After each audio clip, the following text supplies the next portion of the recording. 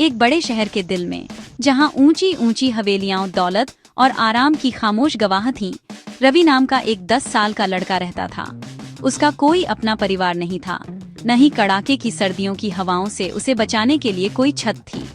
ठंडी बेदर्द सड़कें ही उसका घर थी और तारों से भरा आसमान ही उसका एकमात्र कंबल था। हर दिन जीवन के लिए एक लड़ाई थी, कुछ सिक्कों या रोटी के एक टुकड़े के लिए एक बेताब खोज। उसका छोटा कमजोर शरीर अक्सर पतले फटे हुए कपड़ों में लिपटा रहता था, जो लगातार ठंड से बचाने में बहुत कम मदद करते थे। लोग गुजरते थे, उनके चेहरे उदासीनता से धुंधले होते थे, शायद ही कभी कोने में दुबके छोटे से आकृति को देखते थे। उसकी आंखें इंसानी दया की एक चमक के लिए गिड़गिड़ाती थीं। रातें सबसे मुश्किल होती थीं। जैसे ही शहर की रोशनी दूर अप्राप्य तारों की तरह टिमटिमाती थी, ठंड रवि की हड्डियों में गहराई तक उतर जाती थी। वह अक्सर बेकरियों के गर्म हवा के वेंट के पास सिकुड़कर बैठ जाता था। बेकिंग ब्रेड की मीठी गंध उसके पेट में उठती भूख की एक क्रूर याद दिलाती थी। उसकी दुनिया प्रकाश और छाया का एक स्टार्क कॉन्ट्रास्ट थी। उसने शानदार दावतों के लिए रिचली ड्रेस्ड परिवारों को ले जाने वाली गाड़ियां देखी, जबकि वह कांपता रहा, उसका पेट खाली और उसका दिल अकेलेपन से भारी था, जिसे केवल एक अनाथ ही जान सकता था। फिर भी अपनी कठिनाइयों के बावजूद उसकी आंखों में एक मासूमियत की चमक थी, एक लचीलापन जो सड़कों पर उसके जीवन की कठोर वास्तविकताओं से बुझने से इनकार करता था।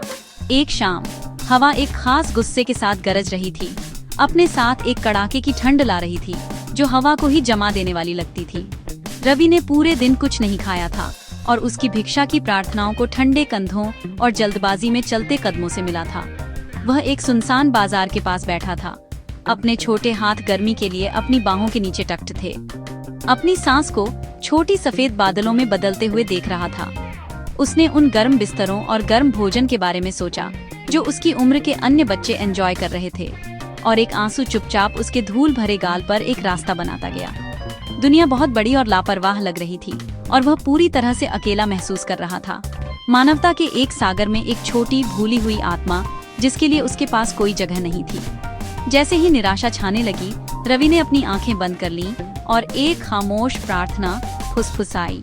धन के लिए नहीं, बल्कि केवल एक और सूर्योदय देखने की ताकत के लिए।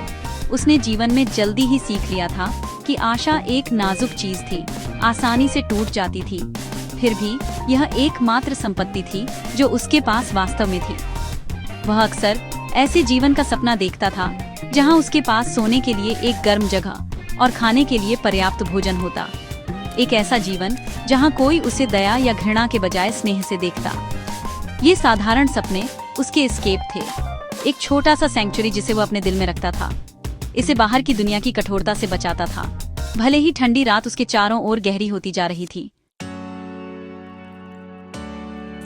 जैसे ही रवि अपने कोने में और गहरा सिमट गया, बर्फीली हवाओं से बचने की कोशिश करते हुए उसका पैर किसी नरम और भारी चीज से छू गया। उसने शुरू में इसे सिर्फ एक और सड़क का कूड़ा समझा, शायद फटे पुराने कपड़ों का एक बंडल, लेकिन जिज्ञासा, अकेले लोगों की एक लगातार साथी, ने उसे जांच करने के लिए उकसाया। उसने अपने कांपते सुन्न उंगलियों से हाथ बढ़ाया और उस चीज को करीब खींचा। यह एक मखमली थैली थी, आश्चर्यजनक रूप से भारी और एक सुनहरी डोरी से कसकर बंधी हुई थी। उसके दिल की धड़कन थोड़ी तेज हो गई। कांपते हाथों से उसने गांठ ढीली की। उसकी सांस गले में अटक गई जैसे ही उसने अंदर झांका। हल्की चांदनी में सोने की चमक और कीमती रत्नों की चमक दिखाई दी। उस पर अविश्वास की एक लहर छा गई। उसने अपने पूरे जीवन में इतनी दौलत कभी नहीं देखी थी। सोने के सिक्के थे, चमकते हार थे और शानदार रत्नों से सजी अंगूठियां थीं। इस एक थैली में इतनी दौलत थी जितनी उसने कभी सोची भी नहीं थी, इतनी कि उसका जीवन हमेशा के लिए बदल जाए। अब और ठंडी रातें नहीं, अब और भूख नहीं, अब और सड़कों पर भीख नहीं। वह गर्म कपड़े खरीद सकता था, रहने के लिए एक छोटा कमरा और सालों तक खाने के लिए भोजन। यह विचार नशीला था, दुख से मुक्त भविष्य का एक शानदार सपना। एक शक्तिशाली प्रलोभन उसके दिमाग में जड़ पकड़ने लगा, आराम और सुरक्षा के मीठे वादे फुसफुसाते हुए। यह किस्मत से भेजा गया खजाना था, है ना? उसने जल्दी से थैली को अपनी फटी हुई कमीज के अंदर रख लिया। उसका दिल पिंजरे में बंद चिड़िया की तरह उसकी पसलियों से टकरा रहा था। उसने घबराकर चारों ओर देखा, उसकी आंखें शैडोवी में घूम रही थीं। आधा उम्मीद कर रहा था कि कोई बाहर निकलकर उसे छीन लेगा, लेकिन सड़क खाली और शांत थी। खजाना उसका अकेला रहस्य था। एक पल के लिए जीत की भावना ने उसे भर दिया। वह गरीब भिखारी लड़का जिसे कोई कभी नोटिस नहीं करता था, अब एक भाग्य का मालिक था। लेकिन जैसे ही उसने थैली पकड़ी, उसका वजन उसमें मौजूद सोने से भी भारी लगा। यह एक रहस्य का बोझ लगा। उसके छोटे कंधों पर एक बोझ, एक अलग आवाज, शांत लेकिन अधिक लगातार, उसके दिल में फुसफुसाने लगी। यह ईमानदारी की आवाज थी, एक ऐसा मूल्य जिसे उसकी बहुत पहले खोई हुई माँ ने उन कुछ सालों में उसे सिखाने की कोशिश की थी जब वे साथ थे। ईमानदारी सबसे बड़ी दौलत है, वह कहती थी। उसने थैली के मालिक की कल्पना की, शायद एक नोबल लेडी या एक वेल्थी मर्चेंट, चिंता से व्याकुल। उसने जो खुशी और राहत की कल्पना की थी, अब उसकी जगह अपराध बोध की एक कसक ने ले ली थी। यह दौलत उसकी रखने की नहीं थी, यह किसी और की मेहनत का फल था, और इसे रखना चोरी होगी। उसके अंदर संघर्ष चल रहा था, जीवित रहने की डेस्परेट नीड और सही काम करने की इनेट डिजायर के बीच एक भयंकर लड़ाई। जबकि रवि ठंडी सड़कों पर अपनी कॉन्शियंस से जूझ रहा था, शाही महल की शानदार दीवारों के भीतर एक अलग तरह का तूफान मंडरा रहा था। खबर जंगल की आग की तरह फैल गई थी कि रानी का निजी गहनों का संदूक लूट लिया गया था। चोरी की गई चीजें सिर्फ कीमती नहीं थीं, वे अनमोल हेयरलूम थीं, जो शाही परिवार की पीढ़ियों से चली आ रही थीं। रानी व्याकुल थी, उनके कक्ष दुख और अविश्वास से भरे हुए थे। राजा अपने न्यायपूर्ण लेकिन दृढ़ शासन के लिए जाने जाते थे, एक ठंडे गुस्से से घिरे हुए थे। इस तरह की चोरी महल के दिल से सिर्फ एक अपराध नहीं थी, ये उनके अधिकार के लिए एक सीधी चुनौती थी और ताज का एक गंभीर अपमान था। महल, जो आम तौर पर शांत भव्यता और व्यवस्थित दिनचर्या का स्थान था, केओस में डूब गया था। गार्ड गलियारों में भागते हुए दिखाई दे रहे थे, उनके चेहरे ग्रिम थे और उनके कवच एक अर्जेंसी के साथ खड़खड़ाहट कर रहे थे। नौकर फुसफुसाते हुए बात कर रहे थे, एक दूसरे पर सस्पिशियस ग्लांसेस डाल रहे थे। विशाल महल के हर कोने की तलाशी ली जा रही थी, हर कर्मचारी से पूछताछ की जा रही थी। माहौल तनाव और अविश्वास से भरा हुआ था। राजा ने शहर के दरवाजों को सील करने का आदेश दिया था और किसी को भी बिना पूरी तरह से जांच किए अंदर या बाहर जाने की अनुमति नहीं थी। वह चोर को ढूंढने और रानी के खजाने को रिकवर करने के लिए दृढ़ थे, चाहे कुछ भी कीमत चुकानी पड़े। राजा ने अपने सबसे भरोसेमंद सलाहकार मुख्यमंत्री को बुलाया, एक ऐसा व्यक्ति जिसने दशकों से शाही परिवार की सेवा की थी। मंत्री चिंता से भरे चेहरे के साथ राजा के सामने झुके। उन्होंने महाराजा को आश्वासन दिया कि अपराधी को पकड़ने के लिए हर संभव संसाधन का उपयोग किया जा रहा है। उन्होंने सुरक्षा बढ़ाने, संभावित संदिग्धों से पूछताछ करने और गहनों की वसूली की जानकारी के लिए एक हैंडसम रिवॉर्ड की पेशकश करने की बात की। उनके शब्दों का उद्देश्य रियश्योरिंग था, नियंत्रण और त्वरित कार्रवाई की एक तस्वीर पेश करते हुए, लेकिन पूरे दरबार में घबराहट की एक अंदरूनी लहर स्पष्ट थी।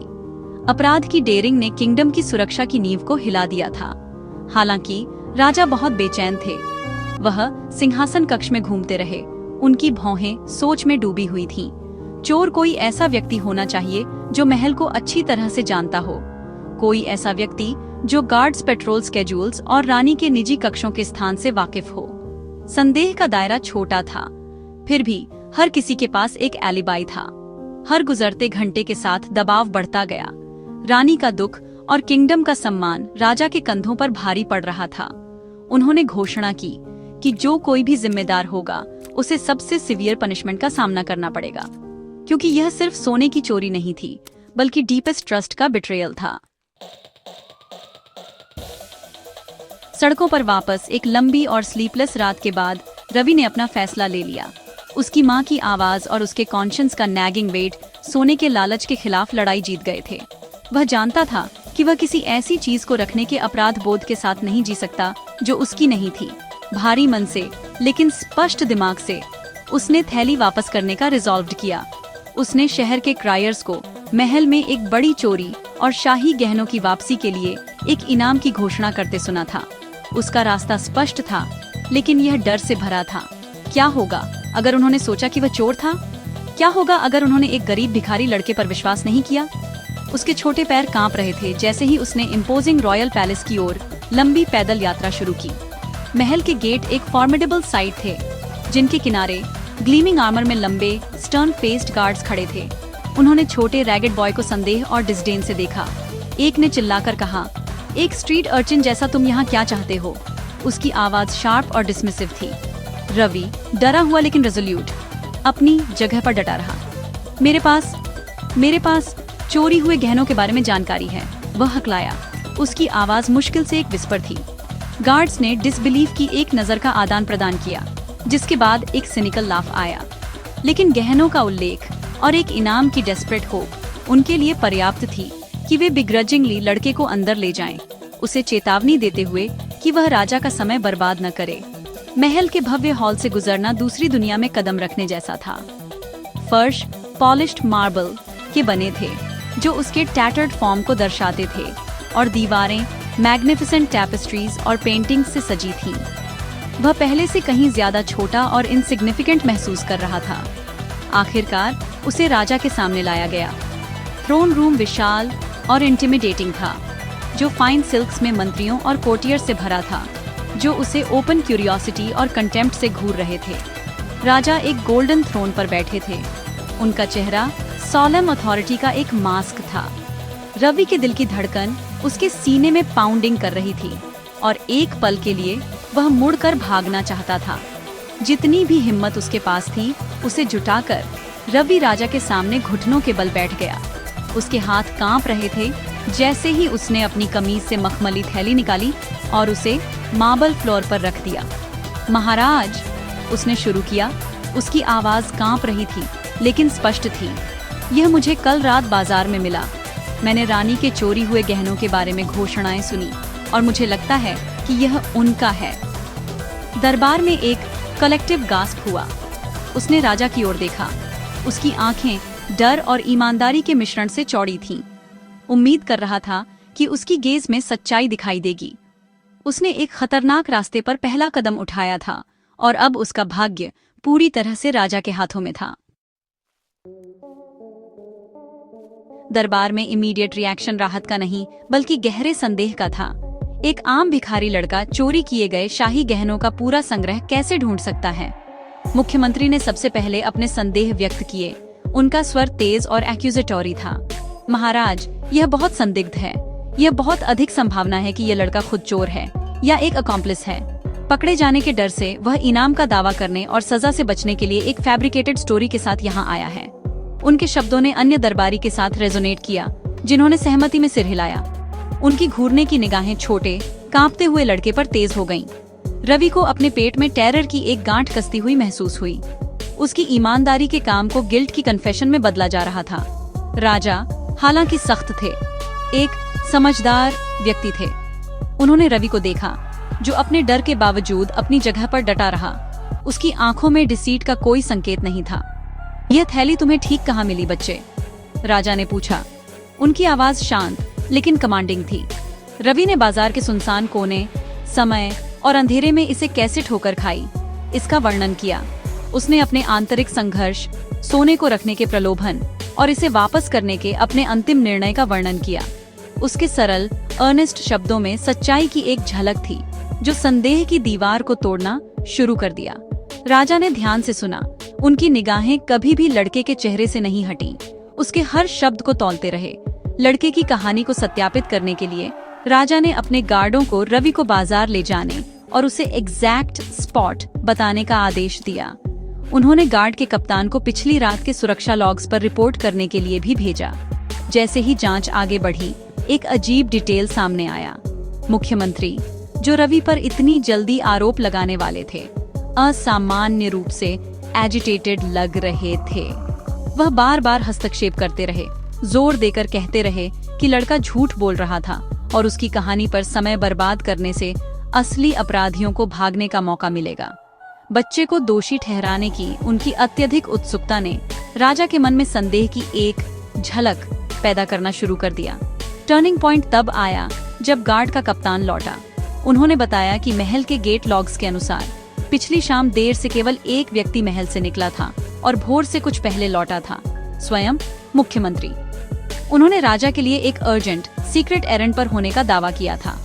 उस समय रवि, जिसे दरबार में वापस लाया गया था, ने मंत्री की ओर इशारा किया और कहा, उनके जूते, उन पर वही काली मिट्टी लगी है जो बाजार के उस कोने में मिलती है। सभी की आंखें मंत्री के पैरों पर घूम गईं।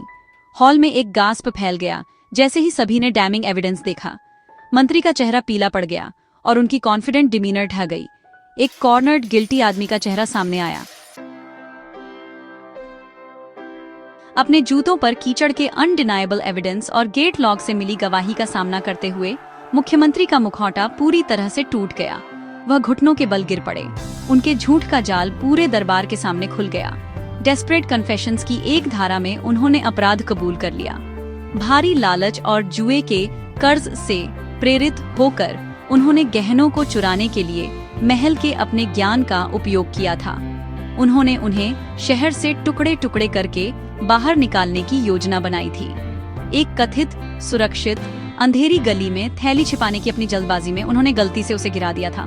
कभी कल्पना भी नहीं की थी कि एक ईमानदार भिखारी लड़का ही उसे ढूंढने वाला होगा। दरबार सदमे में था। जिस आदमी पर उन्होंने सालों से भरोसा किया था वह एक आम चोर निकला। राजा के चेहरे पर बिट्रेयल का गुस्सा और सामने खड़े लड़के के लिए गहरी प्रशंसा का मिश्रण था। उसे एक ऐसे प्रलोभन से परखा गया था जो सबसे शक्तिशाली पुरुषों को भी भ्रष्ट कर सकता था, और उसने राइचियसनेस का मार्ग चुना था। राजा अपने सिंहासन से उठे और सीढ़ियों से नीचे उतरे, रवि की ओर चलते हुए। उन्होंने लड़के के कंधे पर धीरे से हाथ रखा। यह बच्चा, राजा ने घोषणा की। उनकी आवाज शांत हॉल में गूंज रही थी। भले ही उसके पास कुछ भी न हो, वह हम में से किसी से भी अधिक कैरेक्टर और इंटीग्रिटी में समृद्ध है। उसने आज हम सभी को एक सबक सिखाया है कि सच्ची दौलत सोने या गहनों में नहीं, बल्कि एक ईमानदार दिल में निहित है। अपनी अविश्वसनीय ईमानदारी के लिए इनाम के रूप में राजा ने घोषणा की कि रवि अब सड़कों पर नहीं रहेगा। उसे शाही परिवार में गोद लिया जाएगा। राज्य के वार्ड के रूप में उसकी देखभाल की जाएगी। उसे बेहतरीन शिक्षा दी जाएगी, यह सुनिश्चित करते हुए कि उसके उज्जवल दिमाग और नोबल स्पिरिट को फलने फूलने का मौका मिले। गहनों के लिए वादा किया गया, इनाम उसके भविष्य के लिए एक ट्रस्ट में रखा गया था। रानी, उनकी आंखें कृतज्ञ आंसुओं से भरी हुई थीं, ने व्यक्तिगत रूप से रवि को धन्यवाद दिया।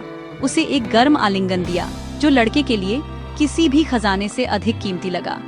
अपने जीवन में पहली बार रवि ने अपनेपन की भावना महसूस की, मूल्यवान और प्रिय होने की भावना। रवि का जीवन रातों रात बदल गया। उसने अपने फटे पुराने कपड़े अच्छे कपड़ों से बदले, अपने ठंडे कोने को एक गर्म बिस्तर से और अपने खाली पेट को भरपूर भोजन से। लेकिन इससे भी महत्वपूर्ण बात यह है कि उसे शाही दरबार में एक परिवार मिला, जहां उसका सम्मान किसी नई स्थिति के लिए नहीं, बल्कि उसके कैरेक्टर की ताकत के लिए किया जाता था। उसकी कहानी पूरे राज्य में एक किंवदंती बन गई। हर घर में बच्चों को सच्चाई की शक्ति के प्रमाण के रूप में सुनाई जाने वाली कहानी। कभी भूला हुआ भिखारी लड़का आशा और ईमानदारी का प्रतीक बन गया। एक जीवित रिमाइंडर कि सबसे अंधेरे परिस्थितियों में भी इंटीग्रिटी का प्रकाश चमक सकता है, यह साबित करते हुए कि अंत में सच्चाई और धार्मिकता हमेशा विजयी होंगे।